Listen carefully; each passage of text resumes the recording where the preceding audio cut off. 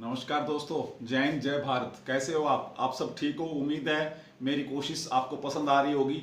आज current GK की बात करूंगा मैं जीके एक्सप्रेस में। आपका भाई एडवोकेट अजय पूनिया 24 घंटे आपकी सेवा में लगा हुआ है। भगवान करे आपको जल्दी से जल्दी सरकारी नौकरी के दर्शन हो। मैं भगवान से प्रार्थना करूंगा, दुआ करूंगा आपके लिए। आज वीडियो बहुत छोटी बनाऊंगा, ज़्यादा डिटेल नहीं दे पाऊंगा क्योंकि गांव में लाइट की प्रॉब्लम है, बारिश आ रही है 2-3 दिन से, तो हम टाइम वेस्ट नहीं कर रहे। 8, 10, 12 क्वेश्चन लेके आया हूं, इनके बारे में थोड़ा थोड़ा डिस्कस करते हैं। आइए स्टार्ट करते हैं। वीडियो छोटी रहेगी, लंबी डिटेल नेक्स्ट वीडियो में मिल जाएगी आपको। कोशिश करूंगा जल्दी से जल्दी बताने की। फर्स्ट क्वेश्चन की तरफ बढ़ते हैं। अजीब सा नाम बोर्ड पर नजर आ रहा होगा, आइए बात करते हैं। ये हैं आदिल खमीस। ये कतर देश के फुटबॉलर हैं। ये कतर की राजधानी दोहा में है। दोहा जहां पर 2022 का फीफा वर्ल्ड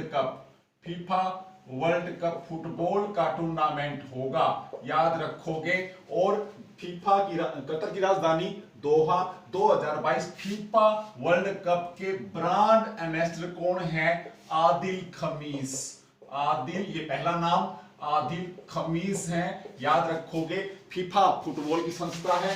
फीफा की स्थापना कब हुई थी? 1904, है ना, या 3? आंसर दीजिएगा मुझे कमेंट बॉक्स में। फीफा फुटबॉल का संगठन है, अंतरराष्ट्रीय। स्थापना पूछिए 1903 में हुई थी या 4 में हुई थी, याद रखोगे।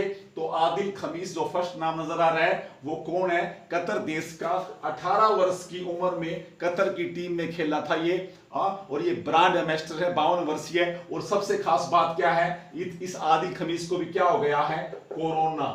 कोरोना पीड़ित हो गया है। ये फीफा वर्ल्ड कप जो फुटबॉल का टूर्नामेंट 2022 में होगा ना, उसका ब्रांड एम्बेसडर है आदिल खमीस। और कतर देश की टीम में 18 वर्ष की उम्र में इसने एंट्री कर ली थी और ब्रांड एम्बेसडर है ये फीफा वर्ल्ड कप फुटबॉल 2022 का। और फीफा की स्थापना कब हुई है संगठन की, मैंने पूछा है आपसे कमेंट बॉक्स में, 1903 या 4। और पहला फीफा वर्ल्ड कप 1930 में आयोजित किया गया था उरुग्वे में, याद रखोगे, उरुग्वे में। और विजेता भी कौन था? उरुग्वे बेल्जियम को हराया था, याद रखोगे। फर्स्ट वर्ल्ड कप की बात चल रही है। और जब 2022 का वर्ल्ड कप आप याद कर रहे हो ना, तो आपको क्या याद होना चाहिए? 2018 का वर्ल्ड कप किसने जीता था? याद रखोगे, फ्रांस ने जीता था दूसरी बार, याद रखोगे। और फीफा वर्ल्ड कप सबसे ज्यादा बार 5 बार किस टीम ने जीत रखा है? ब्राजील ने, याद रखोगे, 5 बार। और 4 बार किसने जीत रखा है? इटली और जर्मनी ने। पूछ लें आपसे क्वेश्चन तो ये। और पिछला वर्ल्ड कप 2018 का कौन से देश में हुआ था? ये रूस में। ये ऐसे बात याद रखोगे। और भारत के फुटबॉलर की बात चलती है तो नो डाउट एक ही नाम है, सुनील छेत्री भारतीय फुटबॉल टीम के कप्तान हैं। और इनका 108 गोल वर्ल्ड इंटरनेशनल लेवल पे 108 लगातार जल्दी गोल करने का रिकॉर्ड भी सुनील छेत्री के नाम पर है, आप याद रखेंगे। और सुनील छेत्री से पीछे वाला पूछे यहाँ पे तो बाईचुंग भूटिया, याद रखोगे, मणिपुर से। वो भी अच्छे प्लेयर थे फुटबॉल के, तो आप इस तरह पढ़ोगे, याद रखोगे, ठीक है। और फुटबॉल का अंडर 17 महिला फुटबॉल वर्ल्ड कप, अंडर 17 महिला फुटबॉल वर्ल्ड कप कहाँ होना था? भारत में, याद रखोगे। कोरोना की वजह से स्थगित हो चुका है। तो आपको ये फर्स्ट क्वेश्चन से एक क्वेश्चन, 2, 3, 4, 5, 6, 7, 8, 9, 10 क्वेश्चन हो गए हैं। पहले क्वेश्चन से आपको उम्मीद है आपको समझ में आ रहा होगा। और चलते हैं सेकंड क्वेश्चन की तरफ। तो ये सारी चीजें आपको आनी चाहिए, ठीक है जी, याद रखोगे आप इन बातों को। सेकंड क्वेश्चन की तरफ चलते हैं हम। तो ऋषि कपूर जी का क्या हो गया? निधन हो गया, है ना। ल्यूकेमिया कैंसर का ही एक रोग है। और ये जो खून, याद रखोगे, खून बनाने वाले जो उत्तक होते हैं ना, याद रखोगे, उसमें अस्थि मज्जा भी शामिल है। उसके अंदर WBC भी शामिल है, RBC भी शामिल है। तो जो व्हाइट ब्लड सेल, जो हमारे शरीर के सैनिक होते हैं ना, व्हाइट ब्लड सेल अनियंत्रित मात्रा में जब बढ़ना स्टार्ट हो जाते हैं तो याद रखोगे कौन सा रोग हो जाता है हमें, ल्यूकेमिया। तो ऋषि कपूर रणवीर कपूर जी के फादर है, नीतू सिंह इनकी घरवाली का नाम है, अच्छे हीरो थे, है ना। तो ऋषि कपूर जी का निधन हो चुका है, कौन सी बीमारी से, ल्यूकेमिया। मैंने क्या बताया, खून बनाने वाले ऊतक, साइंस साथ ही चल रही है, खून बनाने वाले ऊतकों में जब कैंसर हो जाता है उसे ल्यूकेमिया कहते हैं। और ल्यूकेमिया में WBC जो हमारे शरीर की सैनिक हैं, व्हाइट ब्लड सेल अनियंत्रित मात्रा में बढ़नी स्टार्ट हो जाती है, याद रखोगे। और जब निधन की बात आती है तो इरफान खान था ना, बहुत अच्छा hero Irfan Khan. English medium movie है इसकी, बहुत अच्छी, देखना आप कभी, मद्दारी मूवी है इसकी, इरफान खान की। तो इरफान खान साहब का निधन हो चुका है। और इन्होंने सलाम बॉम्बे, कौन सी फिल्म, सलाम बॉम्बे फिल्म से इन्होंने अपने फिल्मी जीवन की शुरुआत की थी। ये बंदा बहुत बढ़िया था, इसके बारे में भी क्वेश्चन आ सकता है। निधन आप ऐसे पढ़ोगे, ठीक है ना। प्लीज आपसे निवेदन है, 1 का 2, 2 का 4, 4 का 8 ऐसे, ठीक है। ये 5-6 क्वेश्चन साइंस का भी हो गया अंदर ऋषि कपूर जी के साथ, याद रखोगे आप इस क्वेश्चन को। थर्ड क्वेश्चन की तरफ चलते हैं हम। थर्ड क्वेश्चन है हमारा पोलावरम क्या है, एक परियोजना है। पोलावरम एक परियोजना है, कहां पर है, आंध्र प्रदेश।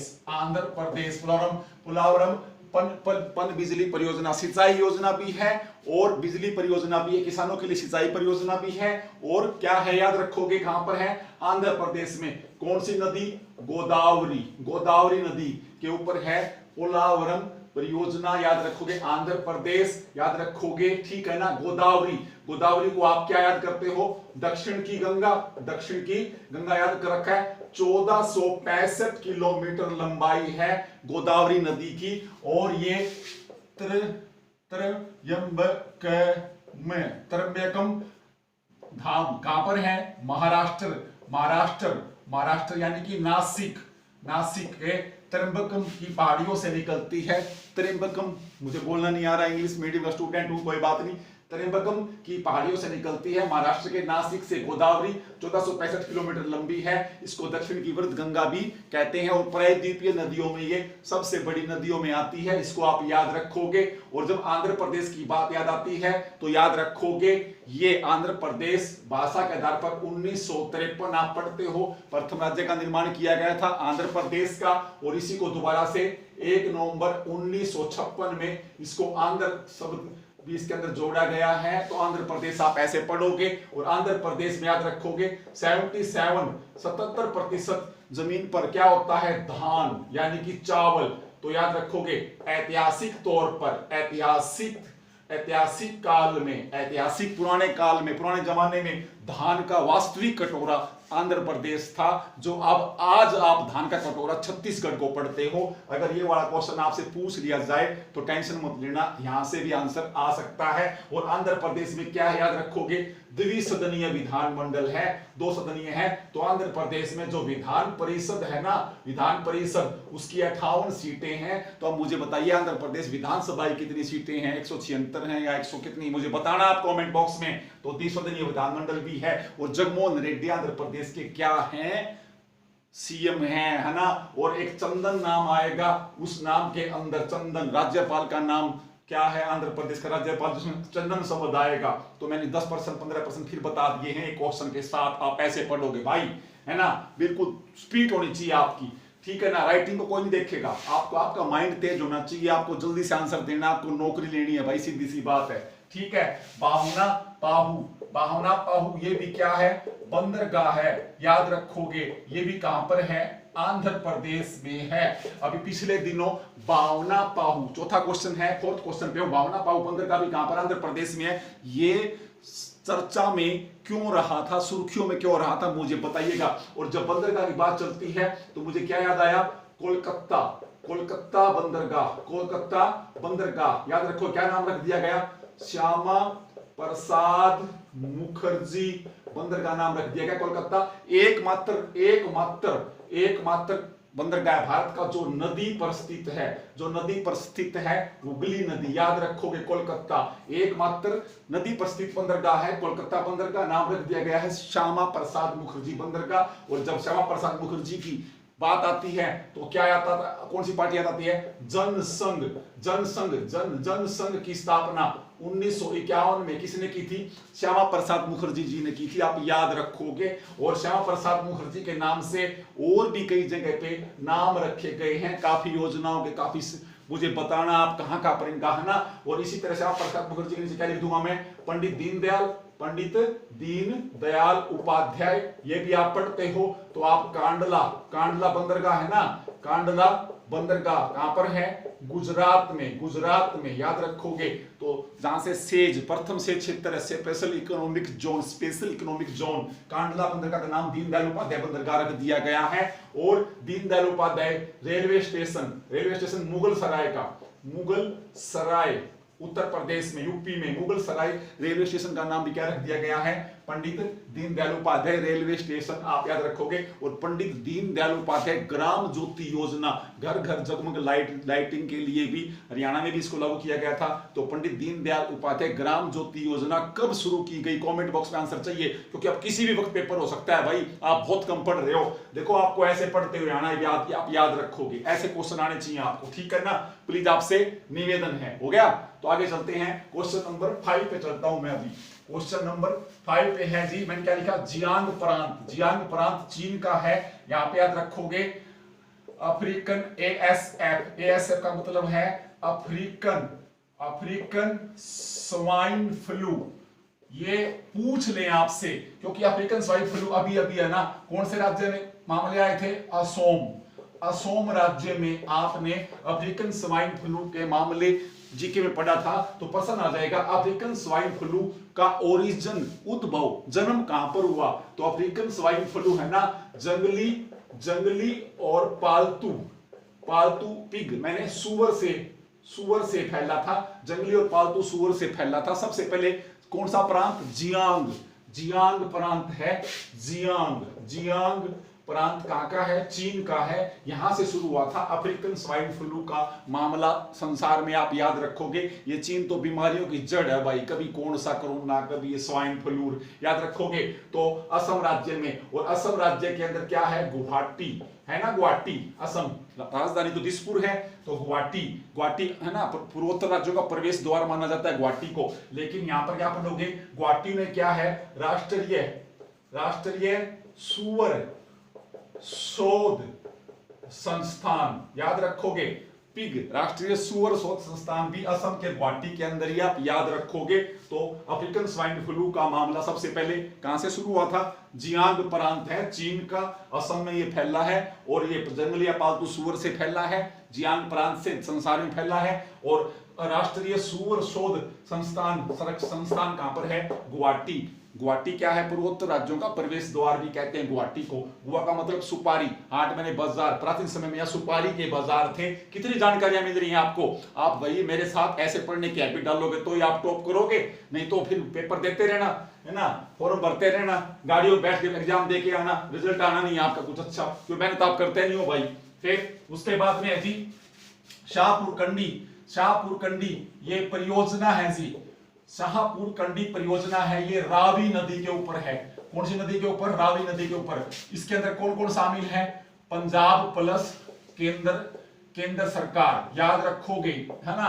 क्या है? शाहपुर कंडी परियोजना रावी नदी के ऊपर बनाई जा रही है। तो पूछेंगे आपसे कौन कौन शामिल है इसमें? पंजाब और केंद्र सरकार मिलकर, याद रखोगे। या शाहपुर कंडी परियोजना शुरू कर रहे हैं, रावी है ना, रावी, याद रखोगे, पंजाब और केंद्र सरकार। अब मुझे बताना रावी का प्राचीन नाम क्या है? क्या है, याद रखोगे है ना। ये क्वेश्चन भी आपको आने चाहिए, ठीक है। और जब नदी परियोजनाओं की बात चल रही है ना, तो मैंने आपको क्या बताया था? अरुण 3 परियोजना कहां पर थी? ये भारत और नेपाल के बीच में, भारत प्लस नेपाल के बीच में है ना। लिपि अधूरा था, काला पानी था, याद रखोगे। तो वो वाली चीजें वहां नेपाल ने अपने, पिछली वीडियो देखना आप मेरी, भारत नेपाल संबंध मैंने बना के डाल रखी है, पूरी डिटेल मिलेगी आपको, तो आप याद रखना, पढ़ लिया करो भाई।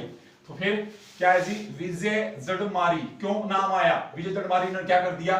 खेत में, याद रखोगे, खेत में बिना हल चलाए कौन सी फसल उगाई? गेहूं की फसल उगा दी। गेहूं की फसल उगाई है इन्होंने। नाम क्या है? विजय जड़मारी ने खेत में बिना हल चलाए गेहूं की फसल उगा दी है। और ये बीज बचाओ आंदोलन, बीज बचाओ आंदोलन, बीज बचाओ आंदोलन के संयोजक भी थे, है ना। याद रखोगे विजय जड़मारी खेत में बिना हल चलाए गेहूं की फसल उगाई इन्होंने। याद रखोगे बीज बचाओ आंदोलन के। और गेहूं के 2 जीन कौन कौन से वैज्ञानिकों ने खोजे हैं? याद रखोगे, मुझे आप बताओगे प्लीज, आपसे निवेदन है। गेहूं के 2 नए जीन खोजे गए हैं। मेरी पिछली वीडियो आप उठा के देखोगे, मैंने मेरी बोल दी, अपनी पिछली वीडियो चैनल पे जाओ, वहां पे आपको करंट जीके के अंदर ये क्वेश्चन मिलेगा। मैंने बहुत सारे क्वेश्चन दे रखे हैं। गेहूं के 2 जीन किसने? आगरकर कोई इंस्टीट्यूट है, आगरकर पुणे में है क्या? आगरकर कोई इंस्टीट्यूट है, उसने आगरकर के नाम से कोई संस्थान है, वहां पर वैज्ञानिकों ने भारत में गेहूं के 2 जीन क्या है खोज लिए हैं। यो याद रखियो, ये याद रखना पर्सन, ठीक है। तो आप ऐसे पढ़ोगे, ठीक है। अगला क्वेश्चन है शिशु, किशोर, तरुण, ये तीनों ही क्या है? ऋण हैं, ऋण के प्रकार हैं। कौन सी योजना के तहत? मुद्रा योजना के तहत। मुद्रा योजना के तहत गरीबों को ऋण देने के 3 प्रकार है, शिशु, किशोर और तरुण। ऋण के प्रकार हैं। कौन सी योजना? मुद्रा योजना। जब योजना आती है तो मुझे क्या याद आता है? उज्ज्वला परियोजना, रसोई गरीब महिलाओं के लिए एलपीजी का मुफ्त सिलेंडर। क्यों बताया क्वेश्चन? अभी इस योजना ने 4 वर्ष पूरे किए हैं। इसको 2016 में मोदी ने बलिया कहां पर है? यूपी, उत्तर प्रदेश से शुरू किया था। तो हाल ही में उज्ज्वला परियोजना ने 4 वर्ष पूरे किए हैं, हो गया। फिर क्या है? प्रधानमंत्री वय वंदन, पीएम वय वंदन योजना, इसका कार्यकाल भी 2023 तक बढ़ा दिया गया है। प्रधानमंत्री वय वंदन योजना क्या है? जो सीनियर सिटीजन हैं, जो है ना, उनकी सामाजिक सुरक्षा के लिए इसका कार्यकाल भी बढ़ा दिया गया है। देखो भाई, आपको ऐसे पढ़ना है। मैं एक क्वेश्चन उठाता हूं, पिछले वाले भी आपको रिवाइज करवाता हूं। कम से ये टेक्निक सीखोगे तो कुछ बन पाओगे भाई, अदरवाइज तो नहीं बन पाओगे कुछ भी। साफ कह रहा हूं मैं तो। बैठे रहना फिर हाथ पे हाथ रख के। फिर जी बरनी 2 और अश्लेषा 3D, ये तीनों क्या हैं? छोटे राडार हैं। भारतीय सेना की बात हो रही है। भारतीय सेना में छोटे रडार भरणी 2D और अश्लेषा 3D शामिल किए गए हैं भारतीय सेना में। तो अब यहां पे नाम आ जाएगा भारतीय सेना में। जो अंडमान जो निकोबार है ना, अंडमान निकोबार की जो कमांड है, उसका नया इंचार्ज कौन बनाया गया है? मनोज पांडे है क्या? देखना, अंडमान निकोबार का नया कमांड अधिकारी को बनाया गया है, मनोज पांडे है क्या? अंडमान निकोबार आप जाते हो तो आपको क्या याद आता है? बताना मुझे। बैरल है ना, बैरल याद रखोगे। बैरल क्या है? एकमात्र सक्रिय ज्वालामुखी, सैंडल पीक। यहाँ पर क्या है? सबसे ऊंची चोटी अंडमान निकोबार की, याद रखोगे तो ये क्वेश्चन भी आपको आने चाहिए। और Andaman Nicobar police station best police थाना, उसका नाम बताना मुझे। अंडमान निकोबार के किस पुलिस स्टेशन को इंडिया का बेस्ट पुलिस स्टेशन घोषित किया गया? जिस प्रकार बीकानेर का कालू पुलिस स्टेशन भी सर्वश्रेष्ठ थानों में शामिल किया गया था, राजस्थान के बीकानेर का। तो अंडमान निकोबार से क्वेश्चन बन रहे हैं भाई ताजा, याद रखोगे, ठीक है। अगला क्वेश्चन है जी मैक्सिकन बीटल कीट। इसने क्या कर दिया? जो गाजर घास है ना, ये कीड़ा है, मैक्सिकन बीटल कीड़ा है मोटा सा, मैक्सिकन बीटल कीट है। गाजर घास नाम की जो खरपतवार होती है ना, इस खरपतवार को आप याद रखोगे, ये खा जाता है, ये नष्ट कर देता है। गाजर घास की जो खेतों में खरपतवार, अनावश्यक जड़ी बूटी जो उगती है ना, उसको कौन? मैक्सिकन बीटल कीट खाकर खत्म कर देता है। तो ये देखो, कीड़ा हमारे लिए फायदेमंद है। कृषि का प्रश्न है, पेपर में आ सकता है। और कृषि से मुझे क्या याद आया? किसान स्मार्ट कार्ड है कोई, है ना? 1.50 करोड़ किसानों को किसान कार्ड जारी किए जा रहे हैं कि नहीं जा रहे? देख लेना भाई एक बार। मुझे हर बार प्रश्न याद आते हैं, मैं आपको बताता रहता हूं, आप ऐसे पढ़ोगे, मुझसे नहीं रोका जाता। फिर अगला क्वेश्चन है टिड्डी चेतावनी संगठन की स्थापना। टिड्डियों ने आक्रमण कर दिया ना, टिड्डी याद रखोगे। अफ्रीका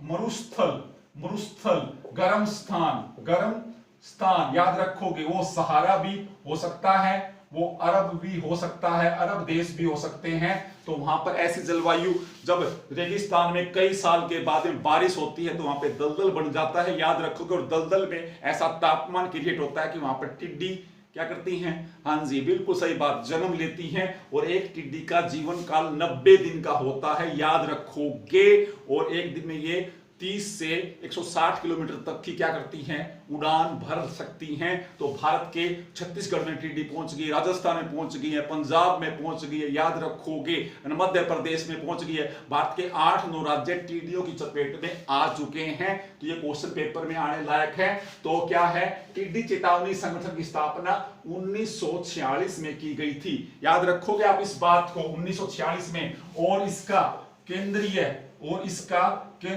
मुख्यालय टिड्डी चेतावनी संगठन का केंद्रीय मुख्यालय कहां पर है, फरीदाबाद में, फरीदाबाद हरियाणा में, याद रखोगे। और इसका क्षेत्रीय कार्यालय कहां पर है, याद रखोगे, जोधपुर राजस्थान में, का क्षेत्रीय कार्यालय है, ये भी आप याद रखोगे। तो टिड्डी पे प्रश्न आने की पूरी संभावना है। पिछले वीडियो में मैंने टिड्डी का वैज्ञानिक नाम बताया था, ढूंढना, वीडियो देखा करो, एक भी चीज फालतू नहीं बताता मैं आपको, फिर सिर्फ पॉइंट टू पॉइंट चलता हूं, जो एग्जाम में क्वेश्चन आएंगे वही। फालतू कचरा तो आप यूट्यूब पे कहीं पढ़ लो जाके, मिल जाएगा भाई, आपको ढेर सारा मिलेगा, अधूरी जानकारी बहुत सारी है, लेकिन मैं बिल्कुल फैक्ट टू फैक्ट बात करता हूं, तो आप ऐसे पढ़ोगे, याद हो गया क्वेश्चन, याद रखोगे इस चीज को भी, ठीक है ना। आगे चलो, ठीक है। नेक्स्ट क्वेश्चन है, ये है जी दोंगशा द्वीप समूह, ये कहां पर है, ताइवान के कब्जे में है, दक्षिणी चीन सागर में, दक्षिणी चीन सागर में, याद रखोगे ताइवान। और ताइवान की राष्ट्रपति कौन बनी है दोबारा, जिसको 61% मत मिले हैं, ताइवान की महिला बनी है राष्ट्रपति ताइवान की दोबारा, 61% उसको मतदान मिला है। पिछली वीडियो मैंने उसका नाम लिखा था, यहां से लिखा था, क्वेश्चन में ढूंढना। तो ताइवान, और इसको ताइवान को लेकर भी चीन अपना हक जता रहा है, उस तरफ हांगकांग को लेकर भी चीन अपना हक जता रहा है। हांगकांग, याद रखोगे, हांगकांग को 1997 में किससे खरीदा था, ब्रिटेन से, याद रखोगे, हांगकांग, याद रखोगे, हांगकांग किसने खरीदा था, चीन ने। अधिकार किससे लिया था, अधिकार ब्रिटेन से, याद रखोगे। तो उसी प्रकार चीन है ना, तिब्बत के ऊपर अपना अधिकार, तिब्बत पर चीन ने कब्जा कब किया, 1950 में, याद रखोगे। 1997 में हांगकांग पर, और ताइवान को भी वो अपना मानता है, याद रखोगे इन बातों को। और दक्षिण चीन सागर पर भी चीन अपना अधिकार जमा रहा है। तो ये बहुत सारे प्रश्न हैं, आपको आने चाहिए, याद रखो इन बातों को, ठीक है जी। फिर अगला क्वेश्चन है जी, वेस्ट बैंक, आजकल चर्चा में है, वेस्ट बैंक, क्या चर्चा में है, वेस्ट बैंक। ये वेस्ट बैंक क्या है आपको पता है, यहां पर क्या कर दिया, 50,000 यहूदियों को बसाया था, याद रखोगे, है ना। और ये कहां पर है, इजराइल और एक देश है जॉर्डन, इजराइल और जॉर्डन की सीमा के ऊपर है वेस्ट बैंक, पश्चिमी किनारा। और जब से इजराइल के बेंजामिन नेतन्याहू पांचवी बार पीएम बने हैं ना, 18 महीने के लिए, है ना, किसके, इजराइल के। और 18 महीने के लिए पीएम कौन रहेगा, पिछली वीडियो में सारा बता रखा है मैंने, 18 महीने के लिए कौन रहेगा, जो वहां पर सेना का प्रमुख था, उसका नाम बता सकते हो आप मुझे, उसका नाम बताइए, जो अब वो रक्षा मंत्री है, करार हुआ है बेंजामिन का, और उस सेना प्रमुख का नाम बताइए मुझे, पिछली वीडियो में नाम दे रखा है मैंने, नाम याद रखो। तो इन दोनों का 18 महीने के लिए क्या हुआ, पहले 18 महीने बेंजामिन रहेगा, फिर 18 महीने आगे कौन रहेगा, ये सेना का प्रमुख, याद रखोगे। अब वो रक्षा मंत्री है। तो यहां पर बेंजामिन ने वादा किया था कि जो ये वेस्ट बैंक है ना इजराइल का, इसमें 50 लाख यहूदी है, क्योंकि इजराइल को यहूदी राष्ट्र, संसार का पहला यहूदी राष्ट्र कौन सा है, इजराइल घोषित कर दिया गया। हिब्रू भाषा, इजराइल कौन सी भाषा है, हिब्रू, याद रखोगे, हिब्रू, है ना। और यहूदी राष्ट्र पहला इजराइल है। तो बेंजामिन ने क्या है, वादा किया था कि ये जो यहूदी है वेस्ट बैंक, इनको मैं इजराइल में मिलाऊंगा, याद रखोगे। तो पूछ ले आपसे, वेस्ट बैंक कहां पर है, इजराइल और जॉर्डन की सीमा पर, और यहां पर जॉर्डन नदी भी बहती है, जॉर्डन नदी भी है, याद रखोगे। ये क्वेश्चन पेपर में आने लायक है, प्लीज आपसे निवेदन, आप ऐसे पढ़ोगे। फिर है जी अगला क्वेश्चन है जी, नेक्स्ट लास्ट क्वेश्चन है आपका 14 नंबर पे, ब्रह्मपुत्र और सतलुज नदी, इन दोनों का इन दोनों का डाटा बाढ़ पर नियंत्रण रखने के लिए किसने दे दिया? चीन सहमत हो गया है भारत को देने के लिए। तो आपको पता ही है ब्रह्मपुत्र नदी है ना, मानसरोवर कहां से निकलती है, मुझे उस दर्रे का नाम बताना, उस झील का नाम बताना, उस सरोवर का नाम बताना। ब्रह्मपुत्र नदी के बारे में पढ़ रहे हो आप, तो ब्रह्मपुत्र नदी कहां आ जाती है? अरुणाचल प्रदेश में। क्या नाम हो जाता है? दिहांग, याद रखोगे। और असोम में आकर इसको ब्रह्मपुत्र नाम मिलता है। और ब्रह्मपुत्र नदी के ऊपर ही क्या है? माजुली सबसे बड़ा नदी द्वीप पर भी है, नदी द्वीप है। और जब ब्रह्मपुत्र नदी कहां पहुंच जाती है? कहां पर? बांग्लादेश में। क्या नाम हो जाता है उसका? जमुना, याद रखोगे। गंगा का नाम क्या हो जाता है? पद्मा, याद रखोगे, है ना। और मेघना क्या है? गंगा की एक पतली सी वितरिका है, वहां पर मेघना नाम की भी एक नदी है। कहां पर? बांग्लादेश की बात हो रही है। तो आप ऐसे पढ़ोगे। तो चीन ने ब्रह्मपुत्र और सतलुज दो नदियों का डाटा, आंकड़े, सारा कुछ देने का क्या है? भरोसा जताया है भारत को, कि ताकि भारत बाढ़ पर नियंत्रण रख सके। तो ये आज के 14 क्वेश्चन थे, और आई थिंक 14 को मैंने काफी लंबा चौड़ा करके बता दिया होगा आपको। तो आंखों में दर्द हो रहा है भाई, सिर भी दर्द है, लेकिन आज मैं वीडियो बनाने में लेट हुआ, रात हुई, मुझे उसके लिए क्षमा चाहूंगा। और ये करंट जी के आप ऐसे पढ़ना, और जिस भी चीज की आपको, जिस भी वीडियो की आपको जरूरत हो, टॉपिक, मैं मेरी हर वीडियो में आपको मेरा सेल नंबर, मोबाइल नंबर मिलेगा।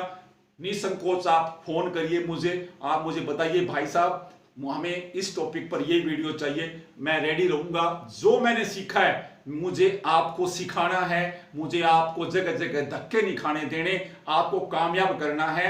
और मेरी ये वीडियो, अगर ये मेरी कोशिश अच्छी लग रही है, तो मेरे उस भाई बहन तक ये वीडियो जरूर पहुंचा देना जो गरीबी और तंग हाल के कारण महंगी कोचिंग में नहीं जा सकते, गाड़ी बसों में एक शहर से दूसरे स्थान पर नहीं जा सकते। काफी बहन बेटियां एक स्थान से, एक गांव से दूसरे शहर पढ़ने के लिए नहीं जा सकती, कहीं पर भीड़ होती है, कहीं पर बस नहीं मिलती, कहीं पर जेब में पैसा नहीं होता। तो मेरी ये वीडियो उन तक पहुंचाए, इसका मैं शुक्रगुजार रहूंगा। जय हिंद, जय भारत, और जल्दी मिलते हैं एक नए टॉपिक के साथ जीके एक्सप्रेस में आपके भाई अजय पूनिया के साथ। और शुभ रात्रि, और सब्सक्राइब करें अगर आपको मेरी मेहनत अच्छी लग रही है तो।